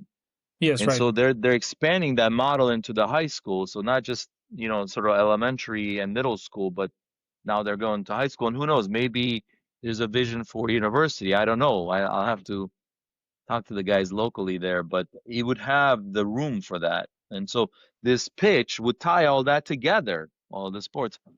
And that's what's really cool. Like this YM base with the school and orphanage and medical, it's like a mini complex that's making a huge impact in that area. Did I paint that correctly? I think you did, and thank you for that. So yeah, it's definitely a dream, Um, and we're praying, that God will be able to help us, give us the funds and the right constructor, to be able to implement this in the base in 2026. Robert, and then we'll kind of move on after, but I want to ask you one more thing. So you mentioned an academy. That's the dream, an academy of that produces basically sports soccer players from there, right? That would be the ultimate vision with this Christian values and character. Are there any famous Tanzanian players now playing in like any major leagues? I don't know the names, but I know of two players. One plays for FC Dallas, and then one used to play in Greece for PAOK. So yeah, only Okay. those two that I know of. But Tanzania is not known for being a good, soccer team. Okay. But there is potential. There's a lot of kids and they're very passionate about soccer. And I mean, Yes, the way they I were playing, like, as I mentioned, like earlier in the podcast, to become a football player, a professional football player, of course, talent is needed, right? It's very, very important. If you don't have a talent, then you're probably not going to become a football player. But let's say you do have talent, um, that's not enough, to become a football player. You also need a good education. You need a good training, because a lot of players, they have the right talent, but they don't have the good training, or the good education that they need. And what do I mean by that is being a football player is not only on the pitch, it's how you eat, how you rest, how you recover, after games, after training. It's definitely a way of living, So, yes, the dream is to have an academy, but we need to start at the foundation. We need to have the infrastructure, we need to have the right coaches, the right program, to raise those kids, early on, so they can have a winning mentality and a professional mentality, because, and then after, when they turn 16, 17, maybe they will become a football player, if they're seen by the right people, if we have the right connections, for them. So yeah, this is the long-term vision, and I'm praying for God, to bring in the right coaches, at the base, to give us the funds to build the right infrastructure, because there is definitely a lot of potential. yeah. Yeah, so this is sort of the Mandege slash YM base that we're really heavily vested there. We want to come alongside those there are there. Jeremiah being one of the pivotal leaders there, Cyprian. We brought them to our tournament so people can meet them. That's what we're doing. But it sounds like you guys are moving sort of beyond that now and building other points of mission. So that's really cool. I'm very proud of that, by the way. I feel like we always wanted to within Charity Cup, we wanted to do kind of pioneer certain things and not just like maybe break the ground and not just sort of build upon what others have, which we love. We love to partner with ministries, but we're very proud of like pioneering things. So that's really cool, Robert. Very good. Let's move on from this chapter. This is a huge chapter. We invite you guys to come with us, Robert. Mentioned, as we mentioned, we're building the team right now. So as you see this podcast, if you want to come, we'll leave the link below how to reach Robert and his team that's preparing this trip. Robert, I want to move into the sort of another chapter that you're involved in, which is the soccer tournaments. So if you can kind of fill us in on what's going on, what's the big picture of the soccer tournaments, which a lot of people know us for, and what you're involved in there. Yeah, so when it comes to the soccer tournament, I would say that there's four big, events that are happening throughout the year. One in Yash, which is usually in September. One in Detroit, end of October, beginning of November. One in London now, and then one in Los Angeles that we're trying to activate. We want to bring that back to life. So based on those events that we hosted, for many years, um, we raised funds to sponsor the different missions that we were involved in. We used the funds to sponsor some of the missionaries, some of the projects, but also I think more than that is we were able to bring together the Romanian community, and not only because there's a lot of Americans, now in London, a lot of British, Indian, even Muslim, they come together, for this event, and we got to bring the community together to worship God and to raise funds, for a noble cause. Yeah. So I think this vision has expanded, starting with last year, but I think more this year because we did see the potential and in the Romanian community, outside of Romania. So this year we're trying to bring back Linz, so Austria. We're in talks with some churches in Spain, in Dublin, in Australia. We want to bring back the tournament in Los Angeles this year. So I think there's a lot of potential, into organizing more and more events, during the year. So you mentioned Yash, Los Angeles, Detroit, and I don't know if you mentioned Linz. Those are they're on the map right now in London. So technically, there's 5 events, right, Five planned for events, this yeah. year. 5 events. These are all, So yeah, these are all football tournaments, but linked to them, like a day or two before, we'll also have a benefit dinner, a worship night, like a music festival. We're also, in talks with Yonuts to organize a pickleball tournament in Detroit, maybe a golf tournament in Los Angeles, and a pickleball tournament in Los Angeles as well. Padel, the rival of pickleball in Europe, in Spain or Austria. So yeah, there's a lot of opportunity. I would say we just need the right people. So you're taking on a major role in this now this year, where you'll be probably heading up a lot of these tournaments, and if you're not heading them, you're probably going to be a major player in those tournaments. But that is our one of our biggest or more consistent way of fundraising for the projects we just talked about, Tanzania, Moldova, and other places of the world that we want to go to. Like you mentioned, Dominican Republic, we're trying to really. So just for the people watching, the tournaments are like the fundraising arm. The mission trips are sort of the giving arm. So that's the way this kind of works together. Robert, I want you to give, since you're really heavily involved in this tournament side of things right now, give the audience and myself like the big picture we want to be in 5 years with this, if you can. Yeah, of course.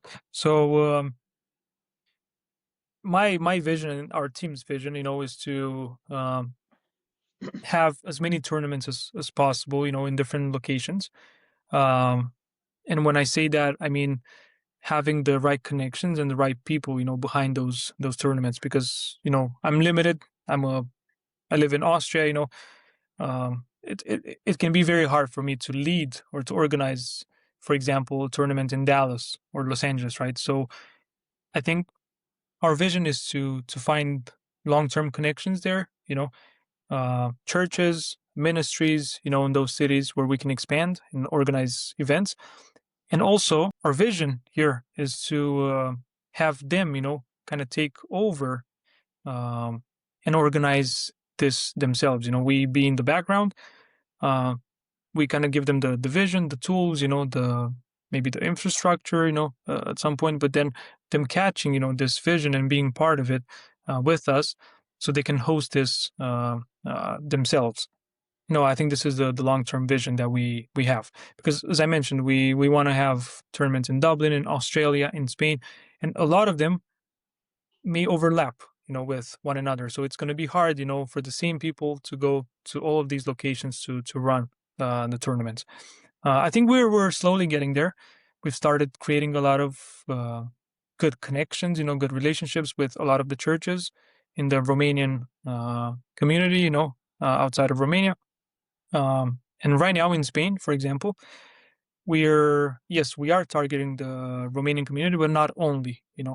We're in talks with a Spanish-speaking church, and they want to help us, bring the football and the padel tournament. So it's really really interesting to see that other nationalities catch, on this idea of raising funds, bringing the Christian community together and using this tournament in this event as a way of sharing the gospel, with others.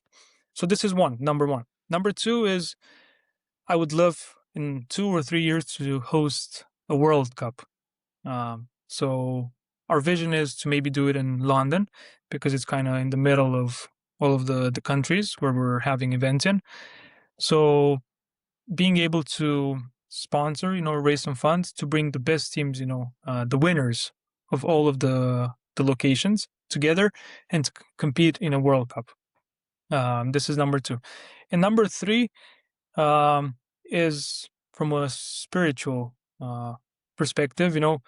We would like to still see, a lot more people touched by these events and a lot of people, coming with us and partnering with us to go on mission trips and to help us, implement these projects that we have. Yeah, absolutely. That's awesome. So, Robert, one more thing I wanted to mention, so, since I'm kind of pretty familiar with the tournaments, we see them as a segue to a few different things, like a kind of an entryway into the Charity Cup world, and so we want people that come to the tournament to not only help us fundraise for these tournaments, but a lot of volunteers that come and volunteer end up coming on a mission trip, and they become the primary audience many times to come on the trips with us because we need people, right? And we want them to Yeah, experience and have their life changed through these mission trips. On top of the fact that we also have a message for them at these tournaments. So it has a lot of different touch points, if you would. Now, especially with the fundraising sort of dinner at right before the tournaments, it seems to be a new trend that we're on. We also share the gospel there with whoever comes. But I want to use this also as a segue, not as a segue, but a point of shouting out to Yonuts, who's been leading this ministry for many, many years. Technically, this was his department. He was leading a lot of the tournaments, and also to Sam Herman, who was a big part of the Detroit tournament, which was very successful, was one of the most successful ever. And I would say that also gave us courage to say, hey, let's continue on this path and let's create more of these tournaments from Detroit and many other parts of the world, because apparently there is an interest and there is potential. So shout out to Sam Herman and Yonuts, who made an amazing team in Detroit, and they really created a hard to follow act. But I hope we can get that, especially with this cool team that you guys have going. So I'm really excited about that, Robert. yeah, definitely. Robert, I wanted to ask you real quick, and we'll move on. Can you give us like maybe a picture of what would you hope to raise at some of these tournaments? Just ideally, what would you love to see happening at some of these tournaments that you just mentioned that are happening this year? So first of all, I would love to see, as many churches and as many people, coming and being part of the events that we're going to host. And when I say this, I mean I want to mention, like the different local churches, that we have, but not only, for example, in Linz in Austria, we have interest from teams from churches from Germany, from Romania, to come from Italy. So I would love, for as many churches, from outside of Austria to come in and to be able to worship with us together. Also, I would like for, like you mentioned, like for people to kind of catch, this hunger, this idea that we have, this vision, that we have with the mission trips, and I would love for as many people to come with us, on these trips, and also get involved, long term in the projects that we're having. And then lastly, I would like to, yeah, it will be very hard to reach Detroit's level, but I would like to get close, to get as close as possible to that when it comes to the money raised. So we do have some ways and some methods, that we're trying to implement and pioneer this year. So we'll see how that works. Okay, but can you give us some numbers, like from a financial standpoint, like money wise, what would you hope for London would be the outcome of that? Like I said, optimistically, ideally. I mean, realistically, I am an optimist person, but I want to be realistic Let's as be well. optimistic for this exercise here. What would I you would say hope to get to? any anything between 30 and 50K, would be good for us to raise. And Lint's probably half that because it's a newer tournament. Uh, but yeah, going back to Detroit, Los Angeles, maybe later this year, we hope to do a lot more, from those tournaments as well. Plus the golf one, the pickleball, the padel, the yash as well. So we're hoping to raise maybe 120,000 plus dollars, for the whole year out of the Yeah. event. So the Detroit tournament, we it was an amazing tournament last year. We grossed right around 100 and something thousand and netted somewhere around 60 to 60, maybe even 70. So Yeah, around that. Yeah. we're coming off the heels of that, and so that's why I wanted to put a number on because I want the audience to understand there's a lot of work that goes into these events, and we don't take it lightly.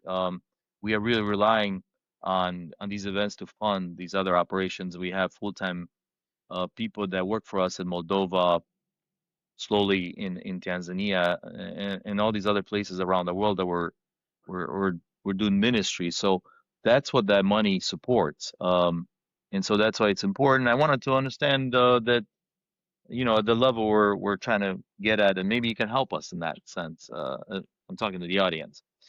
So praise God for that. That's been an amazing journey to get this far. So very cool, Robert. So then it sounds like your next major event that you're going to invite us to is London, that you're directly involved in Austria as well, Linz. Give us the dates for those, if you would, if you have them. Yeah. So London is going to be June 19th and June 20th. Then a week after that, starting with Thursday, June 25th, 26th, and 27th, it's going to be in Linz, Austria. And then a week after this, we're going to have the Tanzania mission trip. So if you guys are interested, you can participate in all of these. We put them on purpose like this, back to back to back. So you can be able to come to London, Linz, and then Tanzania. It can be a full, month of adventure, serving, and working for God's kingdom. Very, very good. Awesome. Well, Robert, I think you're an amazing example of how God has worked in somebody's life from a young kid to adulthood and beyond, and putting the seed of wanting to invest in God's kingdom. And I hope people that have heard this story will be very inspired by that and will want to do the same. So thank you for that, Robert. I'm personally very inspired by your story. I wanted to ask you sort of a wrap-up question here. If you were to give yourself advice, maybe when you're 18 or somebody that's at that age now and starting out, to how to make their life count, what would you suggest? I would say being able to serve, as much as possible, getting involved in the local community, local church, definitely helped me a lot. But I could have done a lot more than this, because there were instances when I maybe skipped, and I regret that, now. So I think if I were to give myself advice, this would be, one of them is go be involved as much as possible, meet a lot of people, serve, and God will take care of the rest. Very good, very good. Robert, thank you so much for that. One last thing I usually do this has been a tradition here. I have this last sort of segment called perspectives, which is your personal perspective and all the guests that I have on. I flash a word for you and give us in 5 seconds or less. First thing that comes to mind, your perspective on this topic. So thank you for that. I'm going to start with the first word. So 5 seconds or less. What do you think about politics? Or what comes to mind? Very, very hard uh, subject and topic, especially nowadays. Yep. Okay. Sounds good. We can move on. That's good. What do you think about wealth? What comes to mind when you hear about wealth? I think God loves wealthy people, and I think He uses them, to contribute to His kingdom. Very good. What do you think about truth? What comes to mind about truth? Jesus Christ. Awesome. Well, what are your thoughts on dating? I know this is not relevant to you maybe right now, but what are your thoughts about dating? I think it's very important. It's a pre-step before marriage, and it should be uh, taken with a lot of responsibility. Okay, very good. What do you think about love? What are your thoughts on love? I think of Melissa, my wife. Nice, nice. Very good. That's a great answer. What about marriage? What are your thoughts on marriage? I think it's great. I'm very happy. I'm much better when I have Melissa around. So I definitely recommend seeking out the right person, because if you find the right person, then your life becomes not easier, but a lot more fun. Awesome. What are your thoughts about family? I think family is one of the most important pillars in in the world, and I do want to have a family of my own. One day with kids, and I'm very grateful for the family God has given me. My mom and dad, and my sister. Awesome. What do you think about church? Church. Yeah, Yeah, I think of Vertical Linz, so Harvest Church, and they just planted a church in Linz, and we're part of this movement. Now we're involved in church, and we want to thank God of how He uses us in this church. awesome. What are your thoughts on purpose? I think everybody has a purpose in their life, and I think once you discover it, uh, your life becomes a lot more fun and a lot more interesting. Okay, awesome. What about death? What are you thinking about death? At some point, everybody's going to face death sooner or later. So it's very important to kind of set your life straight and know Jesus. Nice. Okay, eternity. What are your thoughts about eternity? This is something that I long for. Nice. Okay. And then last, the grand finale. What do you think about Jesus? He's my Lord and Savior, and I want to dedicate my life as much as possible to serving others and sharing the gospel to as many people as possible in the world. Awesome. Love that. Very good, Robert. I really really thank you for your time, and I want to thank you for the awesome story that you were able to share with us. I like I said, I learned a lot of things that I didn't know about you for one, and I think your story helped inspire me, and I hope it inspired the rest of the audience. So thank you for that. Thank Thank you as Melissa as well. well for sharing. Thanks for Melissa for letting Robert let us borrow Robert for some time. Well, for the rest of you, I want to thank you so much for joining us on another edition of Make Your Life Count with this special guest, Robert Ambrosie. I hope you guys have been inspired, and until we see you next time, may God bless you and make your life count.